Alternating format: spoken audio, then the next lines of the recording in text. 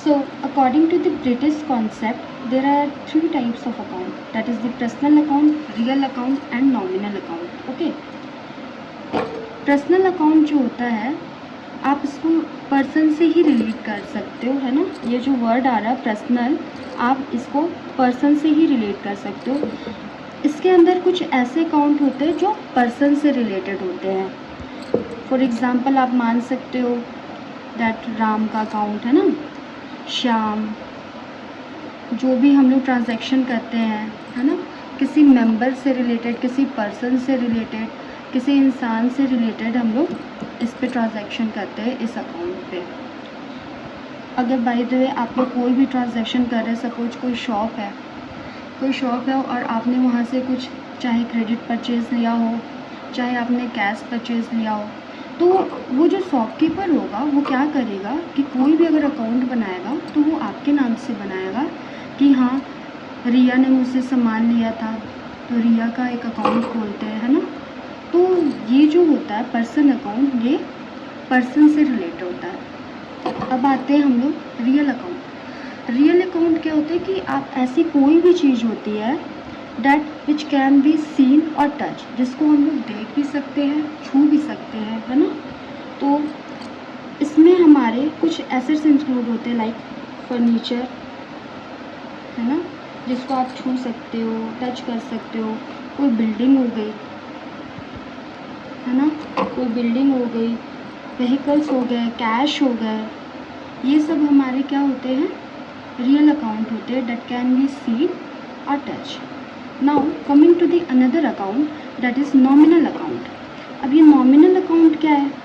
Nominal account वो account होते हैं which can not be seen और टच, जिसको हम लोग सीन और टच तो नहीं कर सकते, बट यस ये हमारे अकाउंटेंसी पे मेंशन करते हैं, इनका हमारा यूज़ होता है, इसके ट्रांजैक्शन हम लोग इंक्लूड करते हैं।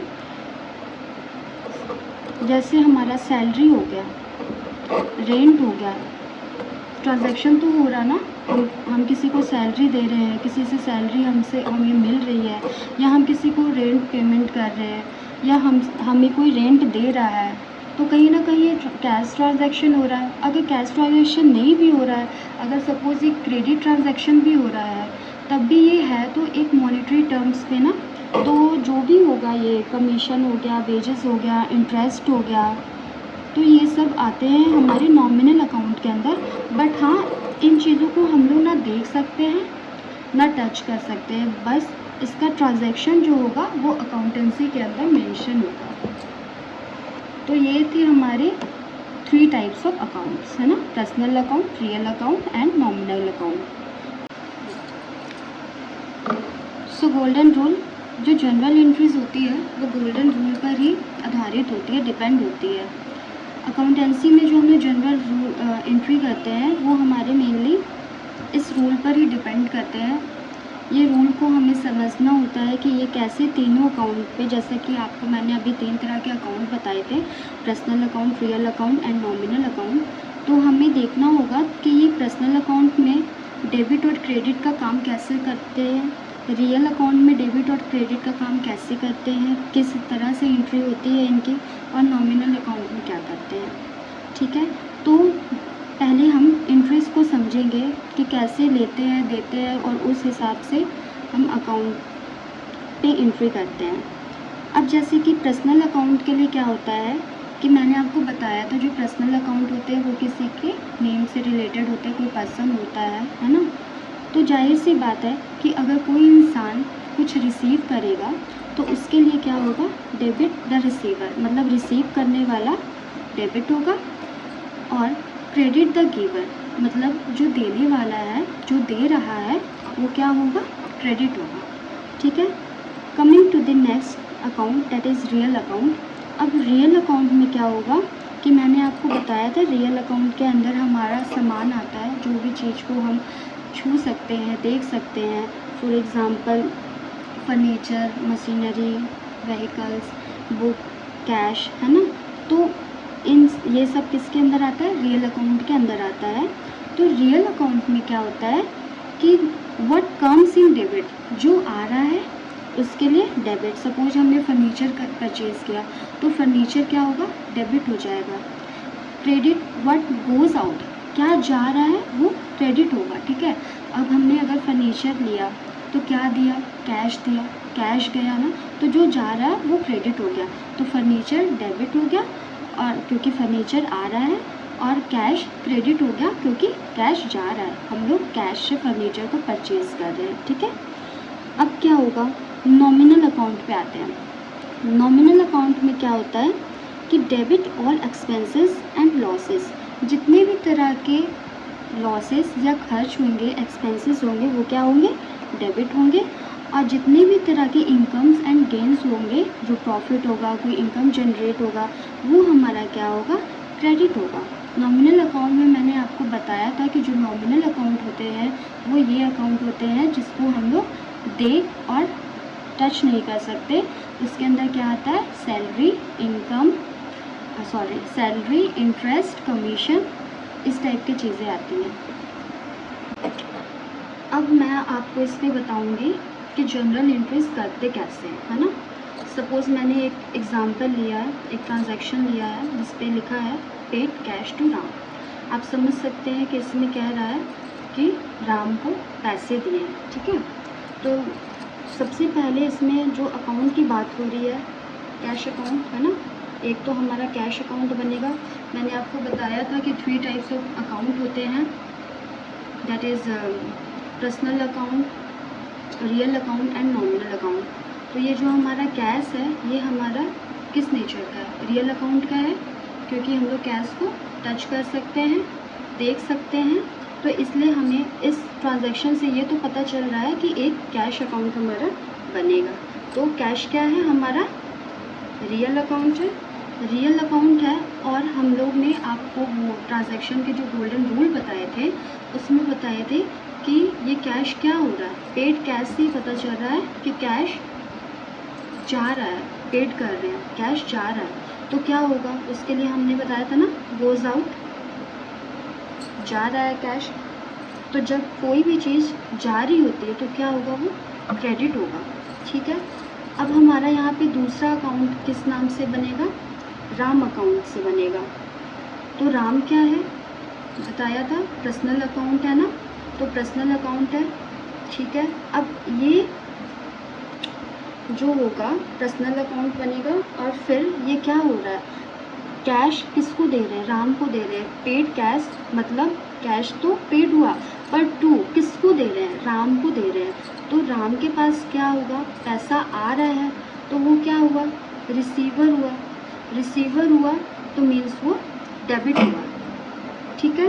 अब हम लोग सपोज़ इसी में हम लोग लेते हैं कि हमने paid cash to Ram, suppose ₹500, 500 हमने राम को कैश पेमेंट करा है। तो देखो इसका ट्रांजैक्शन कैसे होगा, let's see. Paid cash to Ram, Ram debit हो रहा है, तो सबसे पहले हम क्या करेंगे, राम का एक अकाउंट बनाएंगे, राम अकाउंट, ठीक है। डेबिट, कितने रुपए से डेबिट हो रहा है, 500 से डेबिट हो रहा है, ठीक है, ₹500 से डेबिट हो रहा है। नाउ क्या जा रहा है, जो हमारा डेबिट होता है उसकी एंट्री ऊपर जाती है, और जो क्रेडिट होता है उसकी एंट्री हमारी नीचे को आती है। तो किससे क्या दे रहे हैं हम लोग, कैश।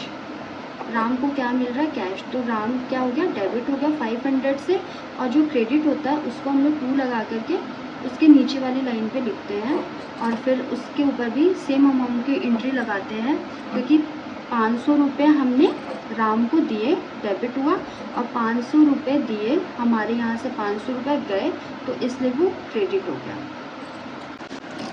तो आज हम कुछ जनरल एंट्रीज को क्लियर करेंगे, ठीक है। तो हमारी पहली एंट्री है, पहला ट्रांजैक्शन मैं लेती हूँ ऐसे, दैट रिसीव कैश फ्रॉम हरी, कुछ भी अमाउंट मान लो आप, सपोज 200 मान लेते हैं कि हमने कैश रिसीव किया हरी से 200 रुपये, ठीक है। तो इस पर कौन कौन सा अकाउंट आपको नज़र आ रहा है कि बनना चाहिए? एक तो हमारा कैश अकाउंट दिख रहा है और एक हमारा हरी दिख रहा है ना। फिर हम देखेंगे ये किस नेचर के, जो कैश है वो किस नेचर का मैंने बताया था। कैश को हम लोग देख सकते हैं, छू सकते हैं, टच कर सकते हैं, है ना। तो वो हमारा क्या हो गया, रियल अकाउंट हो गया, ठीक है। अब क्या हो रहा है, रिसीव वर्ड आ रहा है ना, रिसीव, तो कैश रिसीव हो रहा है, मीन्स आ रहा है। तो आने के लिए हम लोग क्या पढ़े थे, मैंने आपको गोल्डन रूल में पहले समझाया था, that is comes in. Cash आ रहा है, रियल अकाउंट हो गया, कम्स इन हो गया। तो जब कैश आ रहा है, कोई भी चीज़ आ रही है, तो उसके लिए हम लोग जो वर्ड यूज़ करते हैं अकाउंटेंसी पे, वो क्या यूज़ करते हैं, डेबिट, कि हमारा कैश आ रहा है तो वो डेबिट हो रहा है। अब नेक्स्ट अकाउंट हमारा क्या बनेगा, हरी का बनेगा, ठीक है। हरी किस नेचर का है मैंने बताया था, तो आदमी है, पर्सन है, तो पर्सनल अकाउंट हो गया। अब क्या हो रहा है, हरी से पैसा आ रहा है या जा रहा है, तो आप देखिए यहाँ पे फ्रॉम वर्ड लगा है। तो फ्रॉम वर्ड क्या होता है कि हरी से पैसा आ रहा है, तो वो क्या हो गया, देने वाला हो गया। तो उसके लिए क्या वर्ड यूज़ करेंगे, गिवर। और जो जिससे हमारा सामान, मतलब जिससे हम कोई चीज़ लेते हैं, है ना, हरी अगर हमें पैसा दे रहा है तो वो उसके लिए क्या वर्ड हो गया, क्रेडिट यूज़ हो गया, है ना। हरी क्या हो जाएगा, क्रेडिट हो जाएगा। क्यों, क्योंकि हरी से पैसा आ रहा है ना, वो हमें पैसा दे रहा है, तो जो दे रहा है उसके लिए क्या हो जाएगा, क्रेडिट हो जाएगा। तो अगर हमें इसका एंट्री डालना होगा तो हम कैसे डालेंगे, हमारा कैश अकाउंट क्या होगा, डेबिट होगा, ठीक है, क्योंकि पैसा आ रहा है तो डेबिट। कौन दे रहा है, किससे मिल रहा है, कौन है देने वाला, तो हरी है, तो टू हरी अकाउंट, ठीक है। कितने रुपए मिल रहे, तो सेम अमाउंट का हम लोग ट्रांजैक्शन दोनों के तरफ डाल देंगे कि 200 रुपये का कैश मिला है, किससे मिला है, हरी से मिला है, ठीक है। नाउ नेक्स्ट ट्रांजैक्शन एग्जाम्पल लेते हैं, पेड कैश। पहले तो हमने रिसीव कैश का एक ट्रांजैक्शन देखा, अब हम किसी को पैसे दे रहे हैं, तो paid cash to suppose Sita 100 rupees, हम 100 रुपये दे रहे हैं, किसको, सीता को दे रहे हैं, ठीक है। तो सबसे पहले आप देखोगे यहाँ पे 2 अकाउंट बनेंगे, एक तो बनेगा कैश अकाउंट, दूसरा बनेगा हमारा सीता का अकाउंट, ठीक है। कैश क्या हो गया, फिर वही रियल अकाउंट हो गया, देख सकते हैं, टच कर सकते हैं। अब क्या हो रहा है, इस पर हमारा पैसा आ रहा था क्योंकि रिसीव हो रहा था, इस पर हमारा पैसा जा रहा है क्योंकि पेड हो रहा है। तो हम लोग क्या लिखेंगे इसके लिए, गोज़ आउट, हमारा पैसा जा रहा है। तो जब जा रहा है तो वर्ड क्या आएगा, क्रेडिट, है ना, पैसा जा रहा है। यही अगर पैसा आ रहा होता तो हम लिखते डेबिट, लेकिन हमारा पैसा जा रहा है तो हम लिखेंगे क्रेडिट।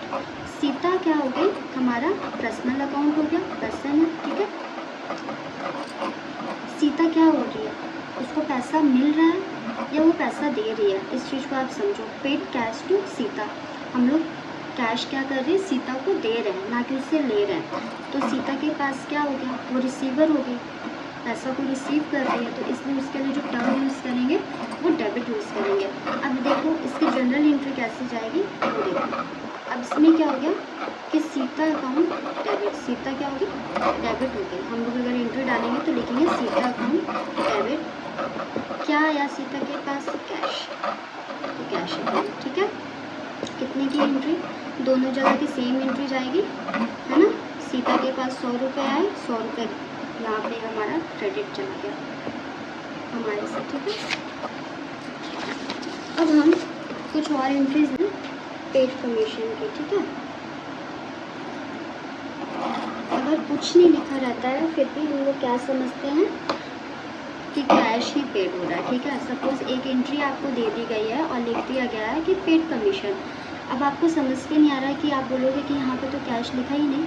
अगर ये सिंपल यहाँ पे भी सपोज़ लिखा होता कि पेड रेंट, है ना, तो हम ये एजम्पशन मानते कि कैश ही दिया होगा, ठीक है।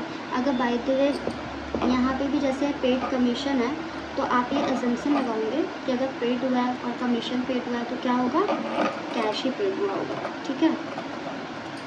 तो पहला अकाउंट तो हमारा कमीशन का बनेगा, ठीक है। कमीशन का अकाउंट बनेगा पहला, और दूसरा कैश फ्लो। आप जान रहे हो कमीशन क्या है? नॉमिनल अकाउंट है, नाम इसको देख सकते हैं, which can not be seen और टच, है ना।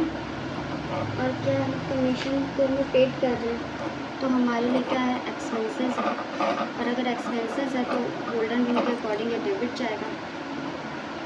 अब आते हैं कैश पे। कैश क्या है? हमारा रियल अकाउंट है, ठीक है। पेड कर रहे हैं कैश, तो क्या होगा?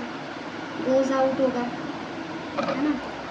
और जब पैसा हमारे से जा रहा है तो वो क्या होगा? क्रेडिट होगा। इसकी एंट्री कैसी होगी? कमीशन पे हम डेबिट डालेंगे, that is commission account debit to cash account. और जितना का भी ट्रांजैक्शन होगा आप उस पे सेम अमाउंट डालेंगे। सपोज 100 का हमारा कमीशन था तो हम 100 अमाउंट दोनों पे ही डाल। So accounting, it is an art of recording, classifying, summarizing and interpreting the financial transaction. Accounting क्या है? एक कला है। कला किस चीज़ की है? कि कोई भी सपोज़ फिनेंशियल ट्रांजैक्शन होता है बिज़नेस पे, आप कोई चीज़ परचेज़ कर रहे हो, सोल्ड आउट कर रहे हो, कैश रिसीव हो रहा, पे हो रहा, तो उन सब की एक ट्रांजैक्शन होती है। तो उसका क्या होता है? रिकॉर्डिंग होता है, उसको क्लासीफाई करते हैं, उसको समराइज़ करते हैं, इंटरप्रेट करते हैं। ये अकाउंटिंग होते हैं। Now what is the financial transaction?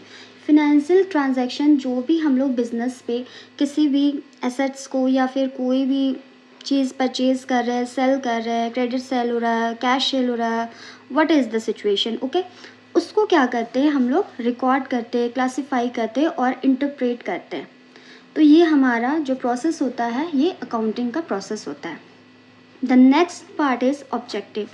That what are the objectives of accounting? The first one is maintaining systematic records of transaction. So accounting helps in recording the financial transaction in a systematic manner, which means कि हम लोग जो भी accounting के जो भी transaction होते हैं उनको रिकॉर्ड करते हैं।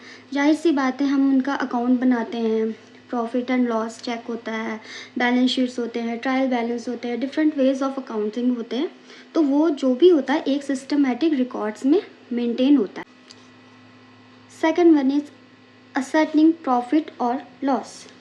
So accounting helps in ascertaining whether during the accounting period the firm has earned a profit or suffered from a loss, which means जो भी हमने पहले यहाँ पे जो सिस्टमेटिक वे में ट्रांजैक्शन को रिकॉर्ड करा है ना, वो अब नेक्स्ट प्रोसेस पे क्या करेगा? हमें असर्टेन करने में हेल्प करेगा कि ये जो फर्म है वो प्रॉफिट कर रहा है या लॉस कर रहा है। The third one is ascertaining financial position. Okay, so accounting is also necessary to know the financial position of an organization through a balance sheet. अब हम कोई भी चीज़ को, मैंने पहले ही आपको बताया कि जो अकाउंटिंग है वो क्या है? एक आर्ट है रिकॉर्डिंग करने का फिनेंशियल ट्रांजैक्शन को, क्लासिफाइंग, समराइजिंग। तो उस पर हम लोग क्या करते हैं? अकाउंट बनाते हैं, पीएल अकाउंट होगा, बैलेंस शीट होगा। तो उसी बैलेंस शीट्स के थ्रू हम लोग फर्म का पोजीशन पता करते हैं, फिनेंशियल पोजीशन कि इस फर्म की फिनेंशियल पोजीशन क्या है, इसके एसेट्स कितने हैं, लाइबिलिटीज़ कितनी है, नेटवर्थ क्या है। Now the fourth one is facilitating the management या accounting assets management by providing them accounting information for decision making, effective control, budgeting and forecasting. जो भी हमें फिनेंशियल पोजीशन पता चलती है उससे हम आगे के लिए भी प्लान, फ्यूचर प्लान को मदद मिलती है। The fifth one is providing accounting information to users. अब जो भी यूज़र्स होंगे, फॉर एग्ज़ाम्पल कोई इन्वेस्टर्स हो गए या एक नॉर्मल पीपल हो गए, सपोज़ कि हमें किसी कंपनी का कोई शेयर ख़रीदना है, ओके। तो हम ऐसे ही तो किसी पे इन्वेस्ट कर नहीं देंगे, हमें क्या करना होगा? उस कंपनी के बारे में उसका रिकॉर्ड चेक करना होगा। तो वो रिकॉर्ड कैसे चेक होगा?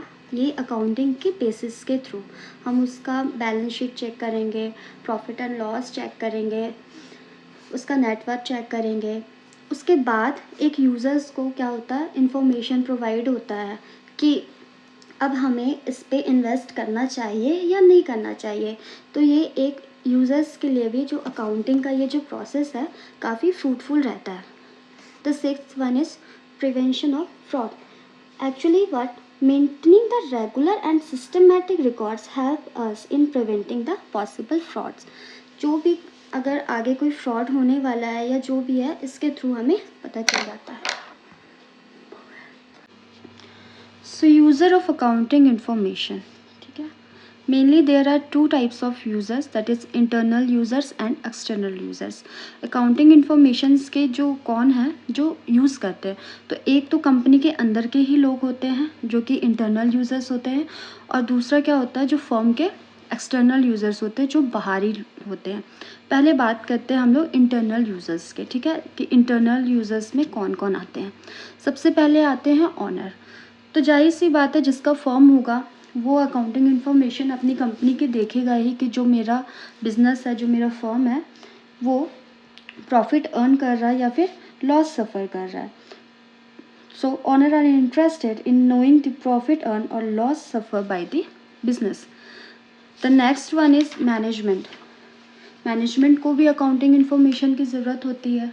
इसलिए ज़रूरत होती है क्योंकि उनको बहुत सारे कॉस्ट कंट्रोल पे ध्यान देना होता है, न्यू प्रोजेक्ट्स पर ध्यान देना होता है, सेलिंग प्राइस हो गया, रिडक्शंस हो गए, बहुत सारी चीज़ें होती है जिनका मैनेजमेंट क्या करते हैं, यूज़ करते हैं। So management makes use of accounting in determining the selling prices, cost control and reduction, investment into new projects. The third one is employ and workers. अब एम्प्लॉयज़ को क्यों ज़रूरत होती है अकाउंटिंग इन्फॉर्मेशन जानने की अपनी कंपनी की, तो वो भी इसलिए जानना चाहते हैं कि अगर जो भी कंपनी होगा वो अगर प्रॉफिट अर्न कर रहा होता है तो उनका बोनस जो होता है वो उससे रिलेट करता है। और एक एम्प्लॉय को भी पता होना चाहिए कि वो जिस कंपनी में काम कर रहे हैं वो कंपनी प्रॉफिट दे रही है या लॉस दे रही है, ताकि उनको भी अपने फ्यूचर प्रोजेक्ट्स पे ध्यान देना हो। So employees are interested in accounting because bonus is directly linked with the profit.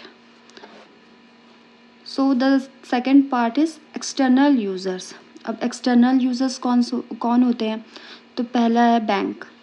Bank को क्यों ज़रूरत होती है किसी भी इंस्टीट्यूशन की, किसी भी फर्म की प्रॉफिट एंड लॉस अकाउंट देखने की, अकाउंटिंग इन्फॉर्मेशन देखने की? क्यों? क्योंकि ये जो फर्म होती है ये कभी कभी बैंक से क्या होती है, लोन वगैरह ग्रांट करते हैं, तो इसलिए बैंक तभी उनको लोन प्रोवाइड करती है जब वो कंपनी की फिनेंशियल पोजीशन अच्छी होती है। So accounting information are verified by the banking and financial institution before granting the loans. The second one is investors. Investors क्या होते हैं, वो रिलाई करते हैं अकाउंटिंग इन्फॉर्मेशन पे, so they use it before investing their money into any business और firm. जब उनको पता होता है किसी भी फर्म का फिनेंशियल पोजीशन, उसके बाद ही वो उस फर्म पे पैसा लगाते हैं कि हमें इस फर्म पे पैसे लगाने चाहिए या नहीं, हमें इन्वेस्ट करने चाहिए या नहीं। The third one is government authority. अब गवर्नमेंट को क्या ज़रूरत है, government authorities utilize accounting information to compile the national income, GDP etcetera. उनको नेशनल इनकम और जीडीपी को कंपाइल करने के लिए चाहिए होता है accounting information. Then researcher use accounting information for their research work. Consumers require accounting information to see whether the firm or business is providing the quality good at a fair price or not.